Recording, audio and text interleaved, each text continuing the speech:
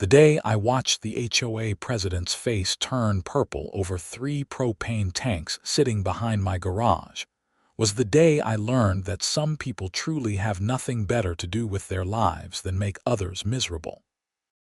I had just finished installing a new outdoor kitchen in my backyard in Boulder, Colorado, something I had been planning for months. The setup was beautiful, a custom-built grill island with a pizza oven, smoker, and plenty of counter space for prepping food. Living at 5,430 feet above sea level meant the weather could change in an instant. But when the sun was shining, there was no better place to cook and entertain. My property sat in the Meadowbrook Ridge HOA, a community of about 200 homes that wound through the foothills with decent views of the Flatirons. I am Connor Daniels, a 34-year-old software engineer who works remotely for a tech company in Denver. I bought this house 3 years ago after my divorce, wanting a fresh start and a place where I could actually enjoy my hobbies without someone constantly criticizing every decision I made. The outdoor kitchen was my pride and joy, a project I had saved for and planned meticulously. Everything was up to code. I had the proper permits from the county, and I had even checked the HOA guidelines before starting construction. The propane tanks were a necessity. The grill ran on propane, as did the pizza oven and the outdoor heater I had installed for those chilly Colorado evenings. I kept 3 20-pound tanks behind my garage, neatly arranged on a small concrete pad I had poured specifically for that purpose. They were barely visible from the street, tucked away in a corner that was shielded by a fence on one side and my garage on the other. I thought I had been considerate, keeping them out of sight and properly stored according to all safety regulations. That was until Patricia Winters showed up at my door on a Thursday afternoon in late October.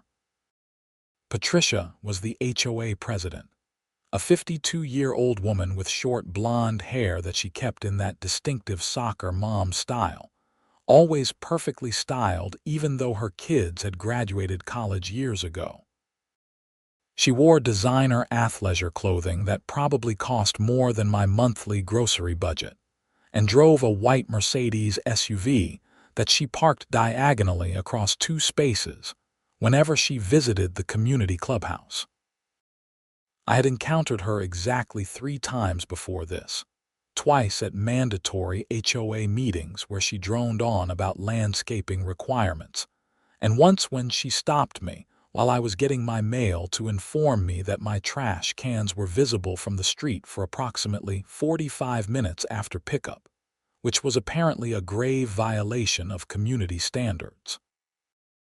I opened the door to find her standing on my porch, clipboard in hand, with that expression people get when they think they are about to deliver devastating news but are actually quite excited about it.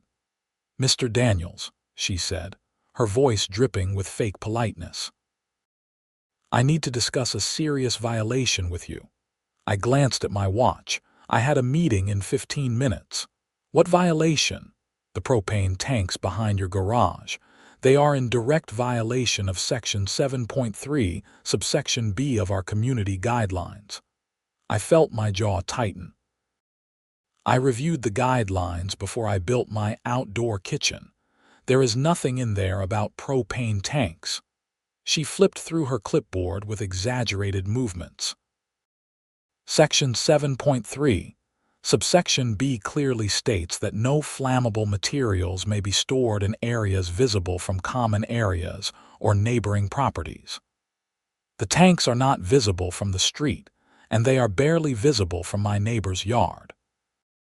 Plus, I spoke with Tom next door, and he said he does not have any problem with them. Patricia's smile became sharper. "That is irrelevant. I can see them from the sidewalk if I stand at a certain angle. That makes them visible from a common area. I am issuing you a fine of $500, and the tanks must be removed within 48 hours. $500 for 3 propane tanks that were legally and safely stored on my own property." "This is ridiculous," I said, trying to keep my voice level. "Those tanks are necessary for my outdoor kitchen.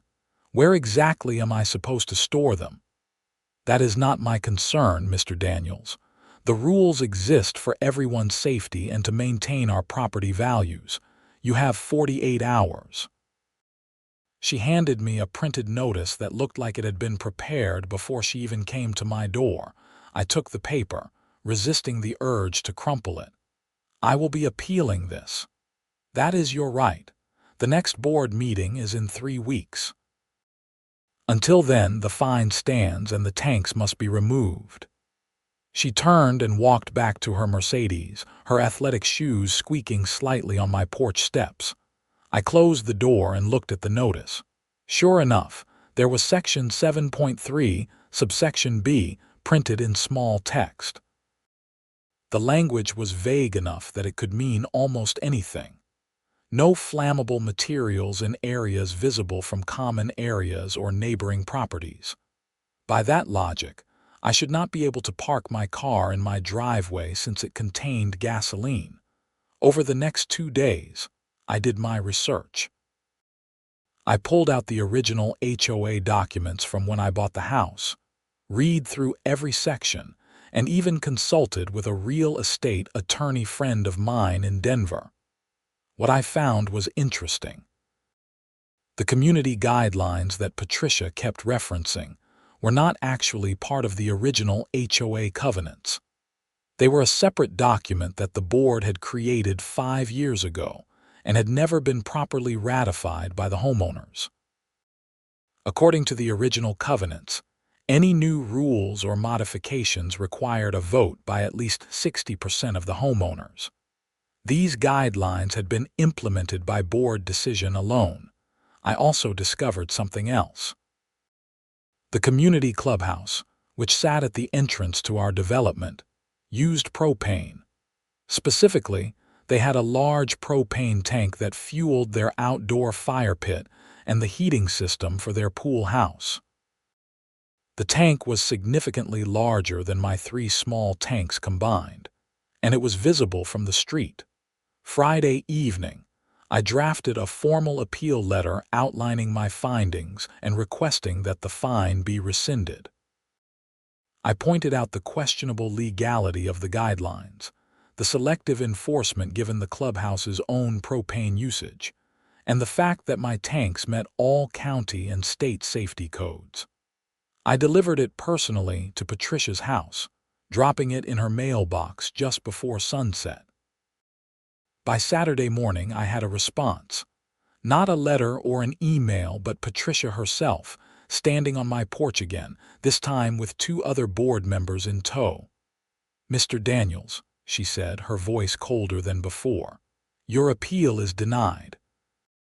The clubhouse propane is different because it is community property and serves the entire neighborhood.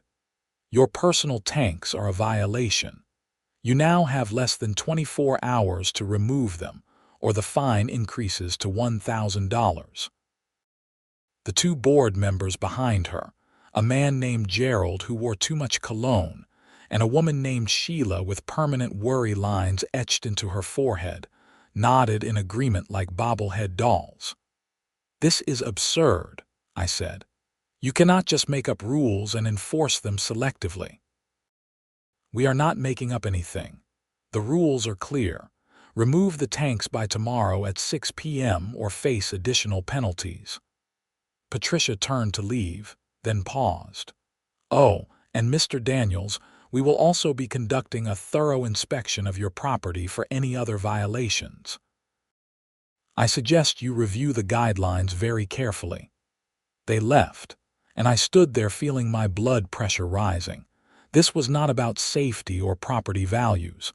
This was about control and power.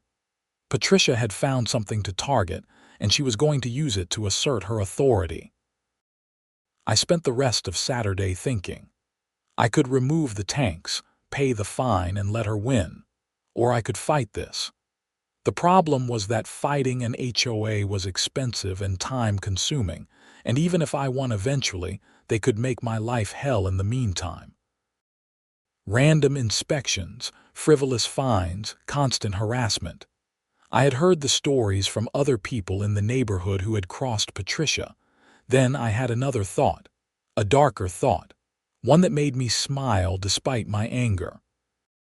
If they were so concerned about propane being a safety hazard, perhaps they should not have any propane in the community at all. Sunday morning, I woke up early and drove to the clubhouse. It was deserted, as it usually was before 10 a.m. on weekends. The large propane tank sat behind the pool house, exactly where I remembered it. I walked around the property, noting the setup. The tank fed into the pool house heating system and also connected to the fire pit area through underground lines. It was a professional installation, probably done years ago when the clubhouse was built. I went home and started making calls. First, I called the propane company whose name was printed on the tank. I explained that I was a homeowner in Meadowbrook Ridge and that I was concerned about the community propane tank. Was it up to current safety standards? When was it last inspected? The customer service representative was helpful, pulling up the account. They confirmed that the tank was owned by the HOA and that it was on a regular delivery schedule. The next delivery was not scheduled for another 3 weeks. How much propane is currently in the tank? I asked. I cannot give out specific account details, but I can tell you that according to our records, they should be at about 30% capacity right now. 30%. That was enough for maybe a week or two of normal use, depending on how much they were running the pool heater and fire pit. But what if they suddenly needed more? I thanked the representative and hung up. Then I called the propane company that supplied my tanks.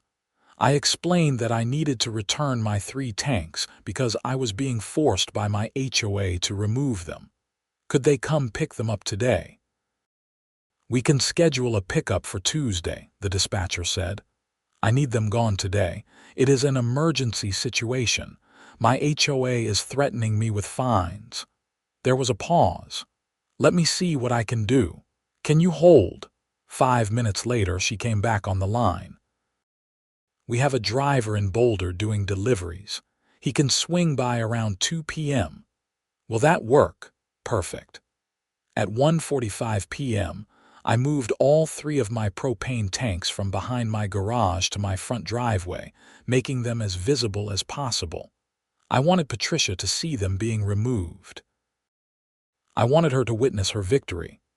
The propane truck arrived at 2:10 p.m., and the driver loaded my tanks onto his truck.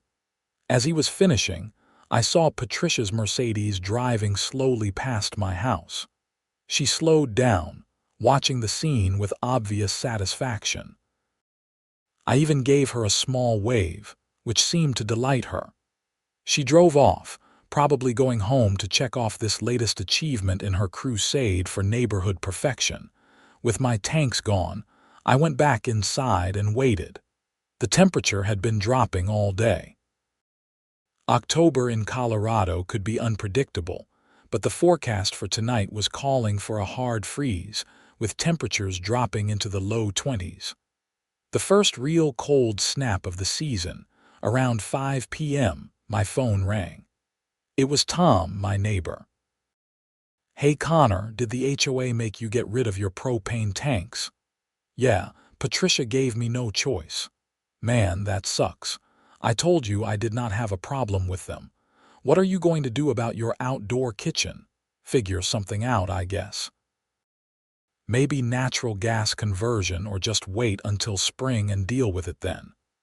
Well, if you need anything, let me know. Patricia is on a warpath lately.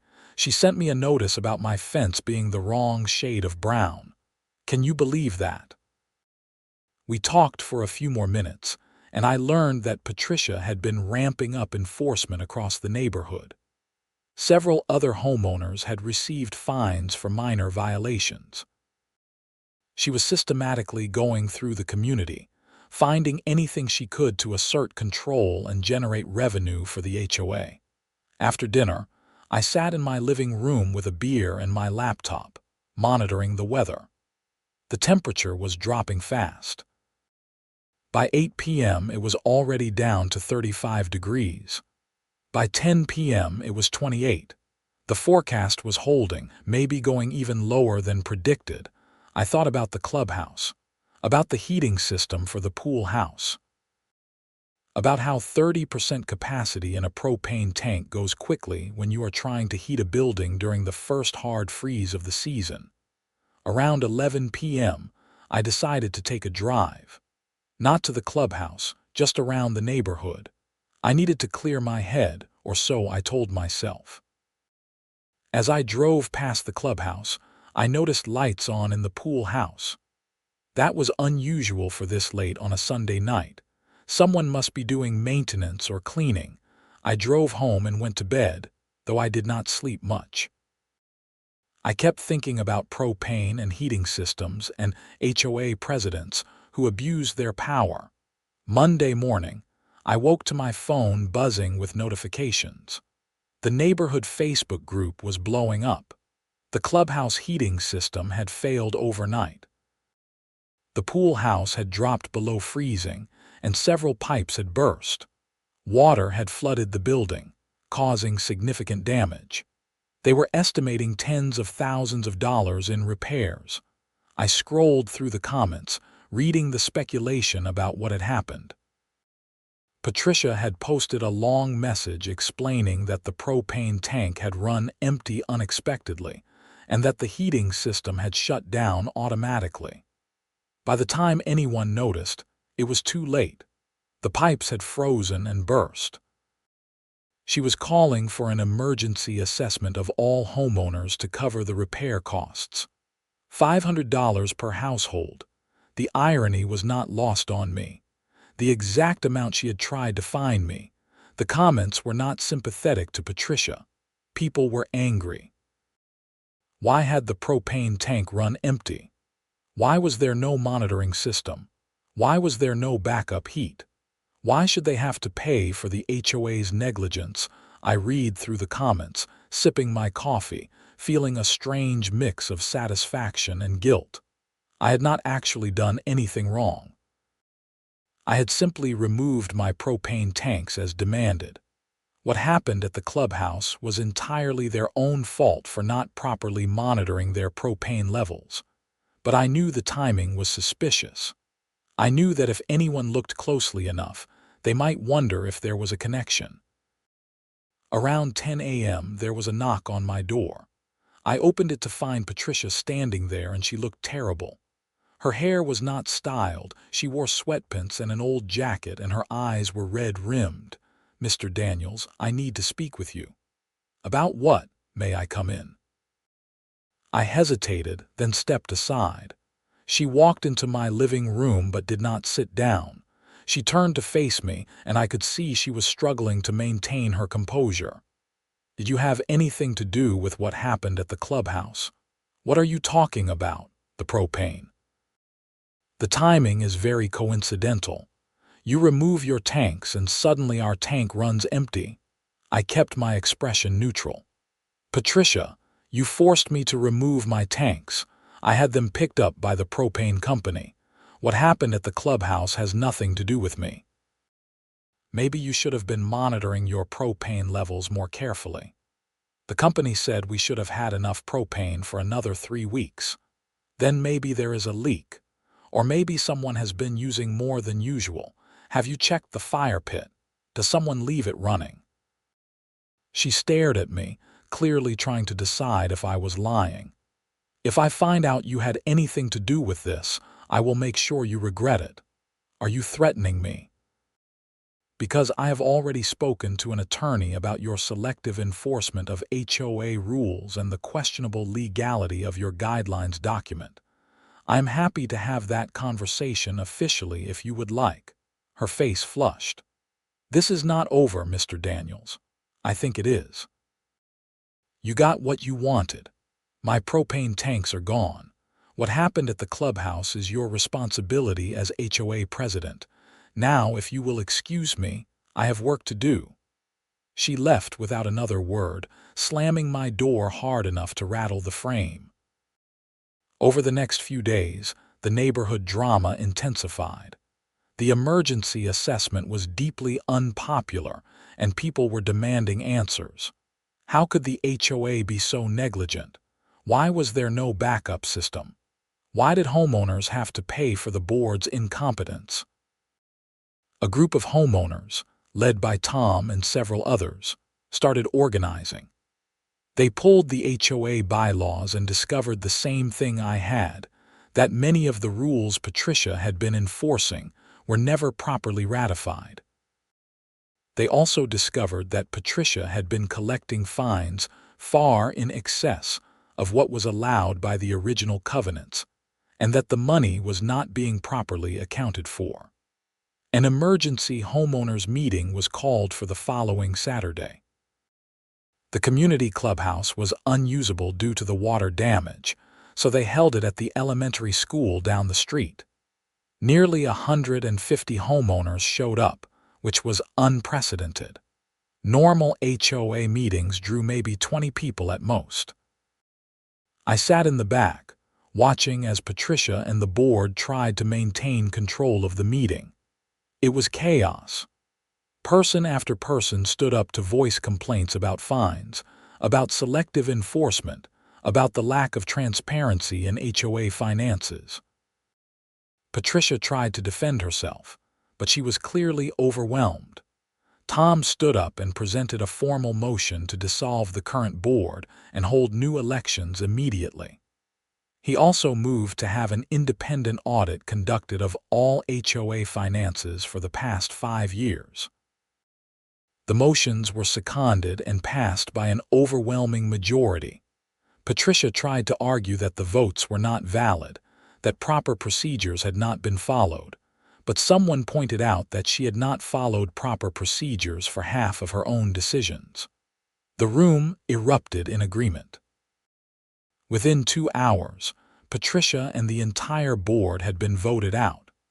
A temporary board was elected to oversee operations until formal elections could be held in 30 days. Tom was elected temporary president. Patricia left the meeting in tears, Gerald and Sheila trailing behind her, looking shell-shocked. The audit was completed 3 weeks later, and the findings were stunning.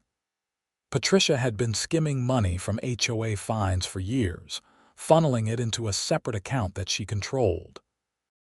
Nearly $40,000 was unaccounted for. She had also been awarding contracts for community maintenance to her brother-in-law's company at inflated rates, probably getting kickbacks.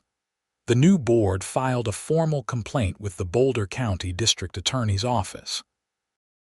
An investigation was opened. I continued to follow the situation from a comfortable distance, never volunteering too much information, but always willing to share what I knew about the guidelines' enforcement issues. My attorney friend helped several homeowners file complaints about improper fines, and the new board agreed to refund fines that had been issued under the invalid guidelines. In early December, Patricia was arrested. The charges included theft, embezzlement, and fraud. The district attorney was taking it seriously because of the amount of money involved and the number of victims. She was released on bond, but was facing significant prison time if convicted. Gerald and Sheila cooperated with investigators, admitting that they had suspected Patricia was mishandling funds, but had been too intimidated to say anything. They both resigned from any future HOA involvement. The clubhouse repairs were completed by January, paid for with the recovered funds from Patricia's embezzlement and an insurance claim. The new board installed a monitoring system for the propane tank and established backup heating protocols. They also revised all community guidelines, submitting them for proper ratification by the homeowners as the original covenants required.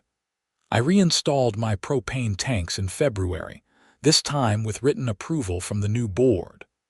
Tom came over for the inaugural cookout, bringing beer and steaks. "You know," he said, standing by my grill as the sun set over the flat irons, "I always wondered about the timing of that propane incident." I flipped a steak, not looking at him. "Sometimes things just happen at convenient times." "Yeah, sometimes they do." He took a sip of his beer. "But between you and me, even if someone had done something to make it happen, I would say they did the neighborhood a favor." Patricia needed to be stopped, and that incident brought everything out into the open. Hypothetically speaking, if someone had done something like that, they would have been taking a pretty big risk. True. But sometimes risks pay off, hypothetically. We clinked bottles and watched the sky turn orange and pink behind the mountains. The neighborhood was quieter now, more peaceful. The new board operated with transparency, and the constant harassment of homeowners over minor violations had stopped. People were actually talking to each other again, helping each other, acting like a real community instead of subjects living under a petty dictator. Patricia's trial was scheduled for May. The evidence against her was overwhelming, and her attorney was pushing for a plea deal. The DA was offering 3 years in prison with restitution. She would probably take it rather than risk a longer sentence at trial. As for me, I never admitted to anything. There was nothing to admit. I had removed my propane tanks as demanded by the HOA. What happened after that was simply a case of poor management and negligence on the part of the HOA board. The timing was coincidental, nothing more. But every time I fired up my grill, using the propane tanks that now sat legally and peacefully behind my garage, I smiled. Sometimes justice comes from the most unexpected places. Sometimes standing up to bullies means being creative. And sometimes, the best revenge is simply letting someone's own incompetence catch up with them at exactly the right moment. The spring came early to Boulder that year. By March, the snow had melted from the foothills, and the neighborhood was coming alive with activity. The new HOA board organized a community cleanup day, and nearly half the neighborhood showed up to help plant flowers at the clubhouse and repaint the fence around the playground. It was the kind of volunteer turnout Patricia had always complained she could never get, not realizing that people do not want to help those who spend their time making their lives harder. I was trimming the hedges near the clubhouse entrance when a car pulled up that I did not recognize. A woman in her 30s got out, looking around with interest. She walked up to Tom, who was supervising the flower planting. "Excuse me, I am thinking about buying a house in this neighborhood. I saw one for sale on Maple Drive. Can you tell me what the HOA is like here?" Tom grinned. "Well, we just went through some major changes. We have a new board, new rules that actually make sense, and a community that is finally working together. I would say it is a pretty great place to live now." "That is good to hear. I have heard horror stories about HOAs.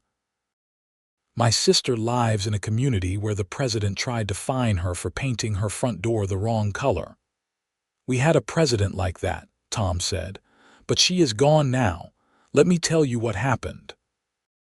I listened as Tom told the abbreviated version of the story, carefully leaving out certain details about propane tanks and convenient timing.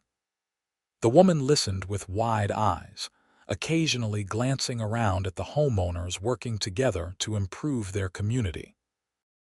"Wow," she said when Tom finished.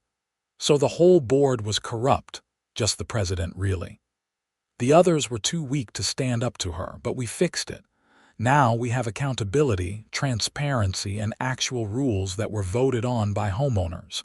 It is what an HOA should be." The woman thanked him and left to look at the house.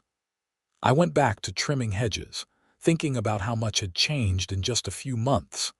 Later that evening, I was sitting on my back patio, enjoying the warm spring air and testing out a new recipe on my grill when my phone rang. It was my attorney friend, Marcus, Hey, Connor, I wanted to give you a heads up. Patricia took the plea deal. 3 years. 2, actually. The judge accepted a revised deal. 2 years in prison, 5 years probation, and full restitution of the money she stole. She also has to perform community service after she gets out. That seems light for $40,000 in theft. The DA wanted to close the case, and Patricia's attorney argued that she had no prior record and showed remorse. Between you and me, I think they were also concerned about the cost of a trial. White-collar crime prosecutions are expensive, and the county is on a tight budget. At least she is facing some consequences. More than some. 2 years in prison is not nothing, and the restitution will probably bankrupt her. Plus, she will have a felony record. Her husband filed for divorce last week. I felt a twinge of something. Not quite sympathy, but an awareness that Patricia's life had completely imploded. She had gone from being the powerful HOA president, ruling over her little kingdom, to losing everything. Her freedom, her marriage, her reputation, her money. You think she knows? Marcus asked suddenly. Knows what? About the propane. About you. I took a sip of my beer, watching the smoke rise from my grill. There is nothing to know. I removed my propane tanks because she demanded it. Everything else was just bad luck on her part. Right, bad luck. Marcus chuckled. Well, just so you know, even if she suspected something, she cannot prove anything. And honestly, even if she could, I doubt anyone would care at this point. She brought this on herself with the embezzlement. The propane incident just accelerated the inevitable. We talked for a few more minutes before hanging up. I sat there in the gathering darkness, thinking about choices and consequences. Patricia had chosen to abuse her power, to bully homeowners, to steal money that was not hers. Those choices had consequences. I had simply removed my propane tanks when demanded. If that action had contributed to exposing her corruption, well, that was just how things worked out sometimes. The summer was beautiful in Boulder. I hosted several barbecues, and my outdoor kitchen got plenty of use. The new HOA board operated smoothly, addressing actual community needs rather than inventing problems. They resurfaced the playground, upgraded the pool equipment, and even installed solar panels on the clubhouse roof to reduce energy costs. All things that Patricia had claimed they could not afford while she was pocketing fine money. In August, I ran into Sheila at the grocery store. She looked healthier than I had seen her in years, the worry lines on her forehead less pronounced. "Connor," she said, seeming surprised to see me. "How are you?" "Good. How are you doing?" "Better, actually. Much better. I wanted to apologize to you." "For what?" "For going along with Patricia. For not speaking up when she was going after you over those propane tanks. I knew it was wrong, but I was afraid of her. She had a way of making you feel like if you did not do exactly what she wanted, she would destroy you." "It is okay, Sheila. That is how bullies work. They isolate people and make them afraid. Gerald and I both feel terrible about everything. We should have said something years ago when we first suspected she was stealing money. We could have prevented so much damage. You are cooperating with the investigation now. That counts for something." She nodded, her eyes getting watery. "I just wanted you to know that I am sorry. And I am glad the neighborhood is doing better now. Tom is a good president. He actually cares about people." We said goodbye, and I finished my shopping, thinking about the different kinds of courage it takes to stand up to people like Patricia. Some people fight back directly. Some people find creative solutions. And some people finally find their voice after years of being silenced. September brought the first hints of fall, the aspen trees in the mountains starting to turn gold. The neighborhood had its annual block party, something that had become perfunctory and poorly attended under Patricia's reign. This year, Nearly every household participated.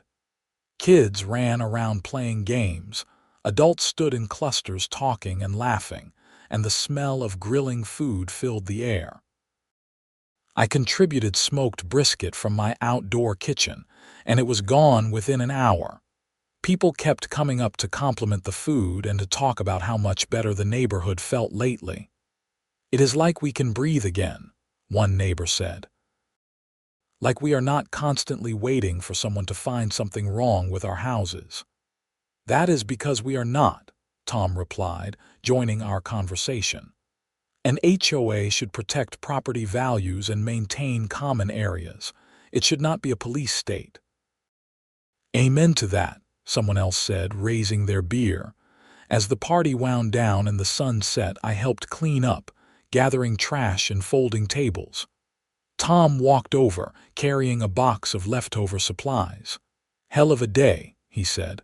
"I think this was our best block party ever." "Definitely the most attended. You know, I have been meaning to ask you something." He set the box down and looked at me directly. "That night the clubhouse propane ran out. You did not happen to see anything, did you?" My heart rate increased slightly, but I kept my expression neutral. "Like what?" "I do not know. Anything unusual? Anyone around the clubhouse?" "No, I did not see anything." "Why?" Tom shrugged. "Just curious. The propane company insists they delivered the right amount and there was no leak in the system. They tested everything thoroughly. So either their delivery records were wrong, or someone used a lot of propane very quickly. Or someone drained the tank," I said quietly. "Yeah, that is what I wondered, but who would do that? And how?" I picked up a garbage bag, tying it closed. "I guess we will never know. Does it matter?" "Patricia is in prison for embezzlement. That is what matters." "True. And hypothetically, if someone had drained that tank, knowing it would cause problems that would expose Patricia's corruption, I would say that person did the neighborhood a huge favor. Hypothetically." "Right, hypothetically."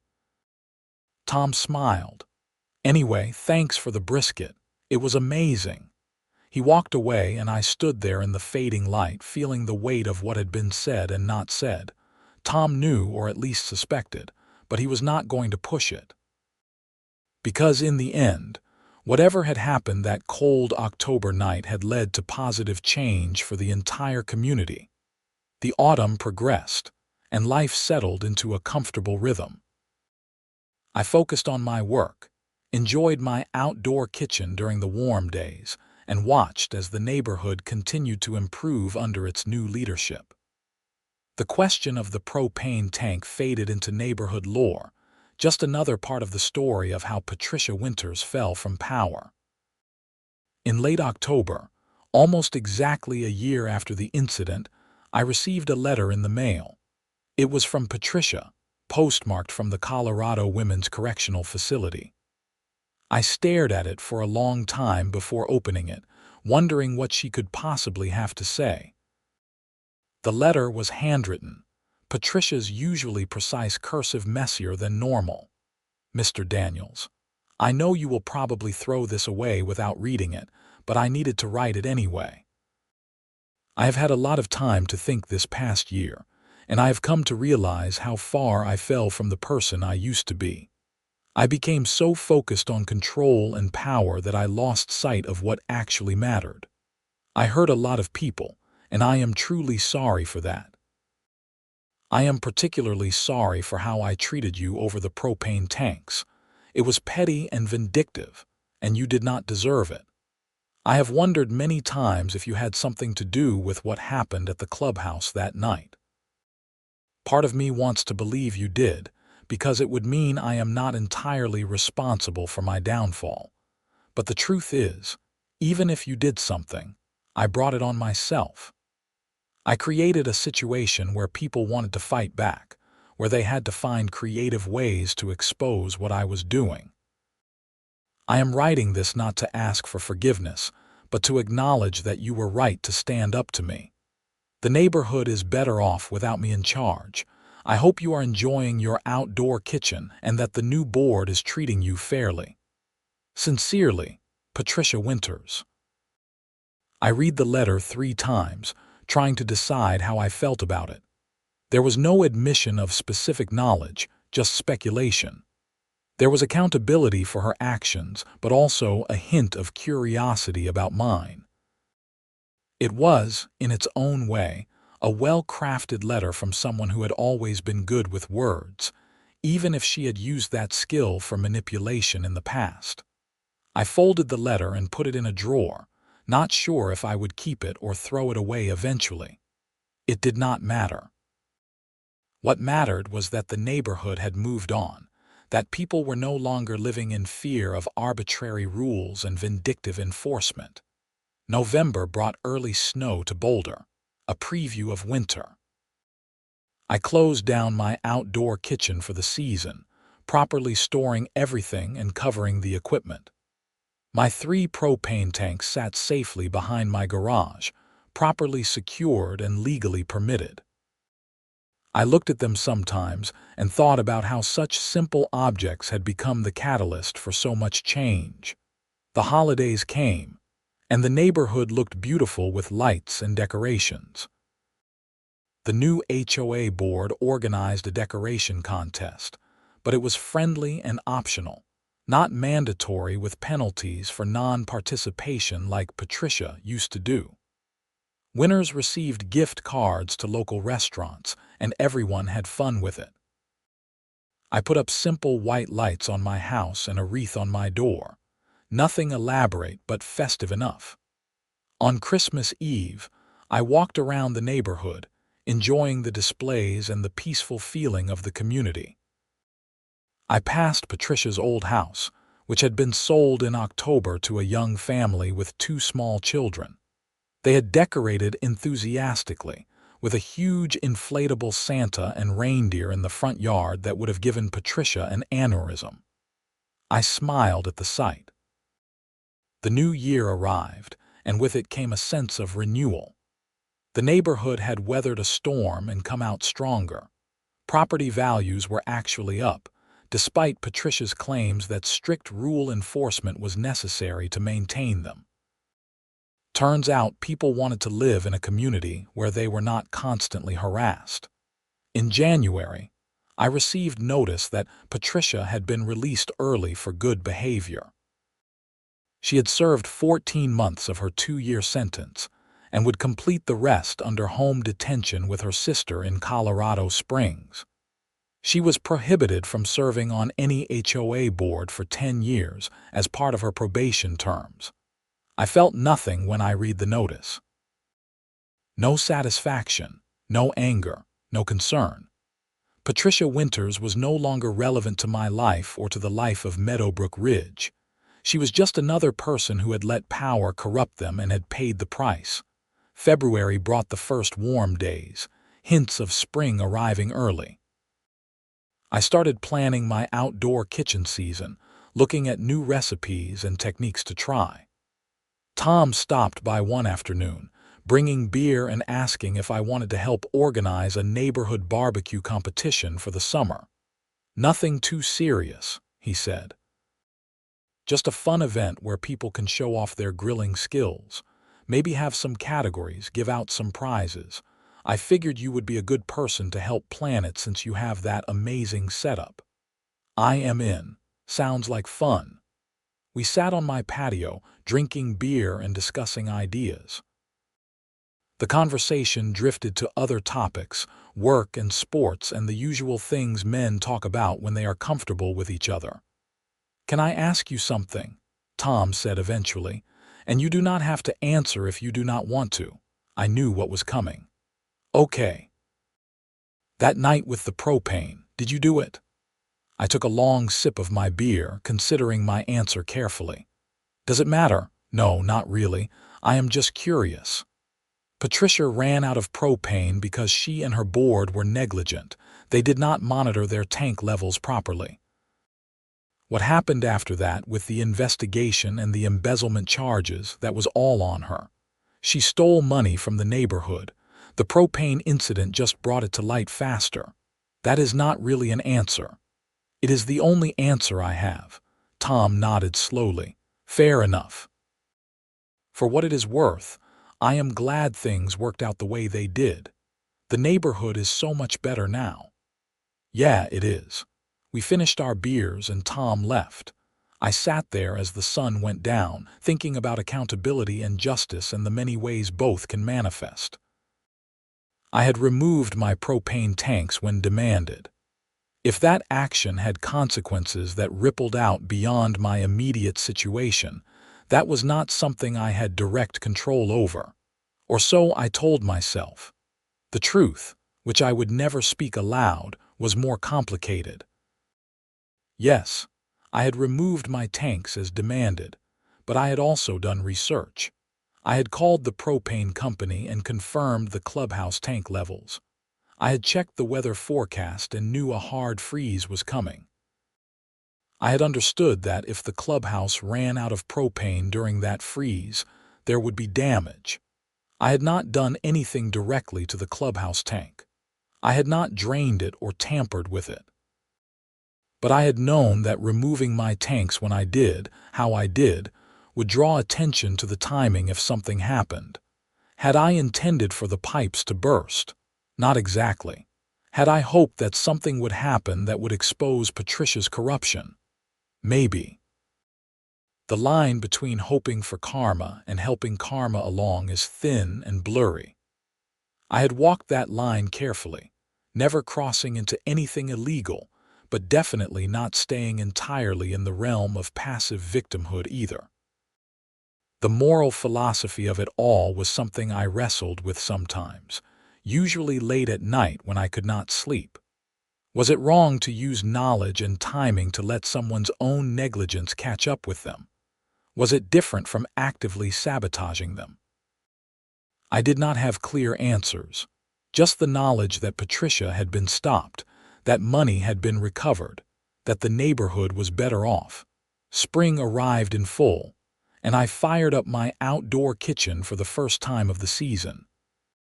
The propane flowed smoothly, the grill heated perfectly, and the smell of grilling meat filled my backyard.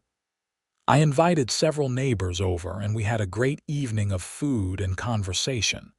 As I stood by my grill, watching the sun set over the flat irons, I felt at peace. Whatever had happened, whatever role I had played in the events of that October night, the outcome was positive. Patricia was held accountable, the neighborhood was thriving, and people were no longer living under a petty tyrant's thumb. The barbecue competition happened in July and was a huge success. Over 30 households participated, and the judging was fierce but friendly. I took second place in the brisket category, losing to a newcomer who had some secret Texas family recipe. I did not mind. It was fun, and the neighborhood came together in a way that would have been impossible under Patricia's leadership. As summer turned to fall again, marking 2 years since the original propane incident, I found myself thinking less and less about what had happened.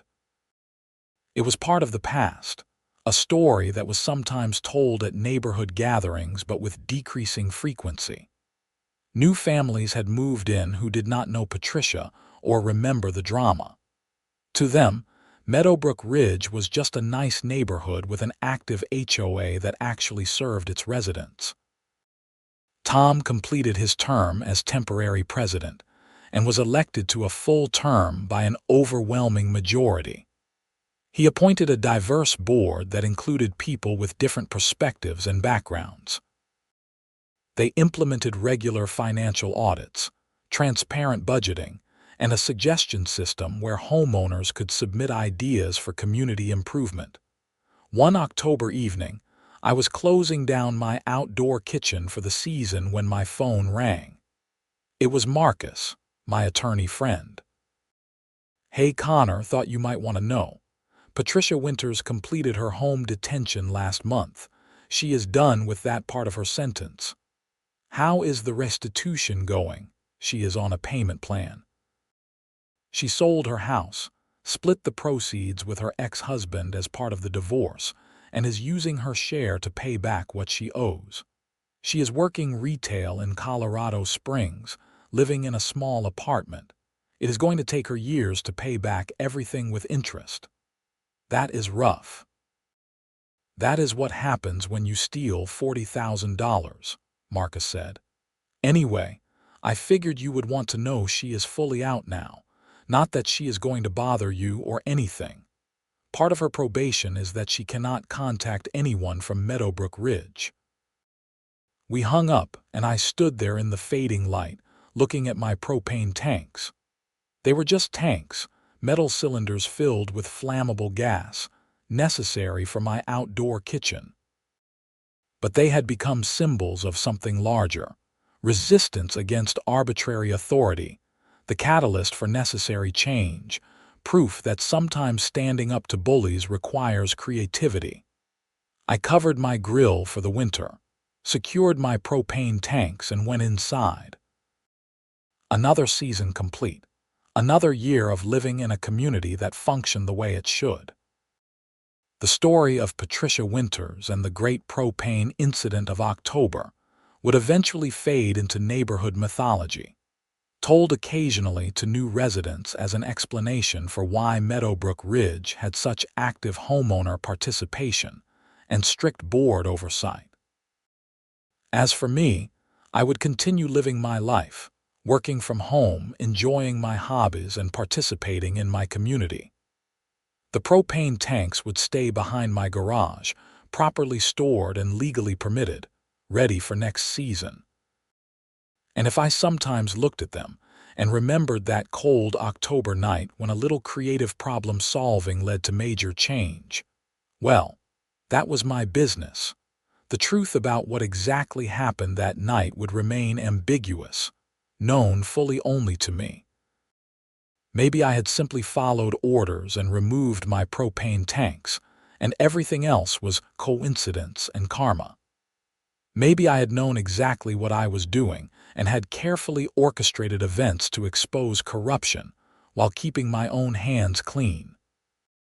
The beauty of ambiguity is that both things can be true depending on perspective. What I knew for certain was that standing up to bullies is necessary, even when it is risky. That communities function better with accountability and transparency. That power without oversight corrupts. And that sometimes the smallest actions can have the biggest consequences. I settled into my evening routine, making dinner and catching up on work email. Outside, the temperature was dropping, another Colorado fall giving way to winter. But inside my house, I was warm and comfortable, living in a neighborhood where I no longer had to worry about arbitrary fines or harassment over minor violations. The propane tanks sat silently behind my garage, 3 simple metal cylinders that had somehow become the fulcrum on which an entire community's future had balanced. They would be there when spring came, ready to fuel another season of outdoor cooking, neighborhood gatherings, and the simple pleasure of living in a place where people treated each other with respect, rather than viewing their neighbors as subjects to be controlled. And if Patricia Winters occasionally thought about that night, about the timing of my tank removal and the suspicious nature of her propane running out exactly when it did, she would never have proof of anything. She would never know for certain if I had played any role beyond simple compliance with her demands. That uncertainty, that nagging question she could never answer, was perhaps the most fitting punishment of all. Not knowing whether her downfall was entirely her own fault or whether someone had given fate a gentle push in the right direction, I smiled to myself as I finished my dinner, thinking about justice and karma and the many forms both can take. The neighborhood was better. People were happier. Patricia faced consequences for her actual crimes, and I had my outdoor kitchen and my legally permitted propane tanks. Everyone got what they deserved, one way or another. That was all that mattered in the end.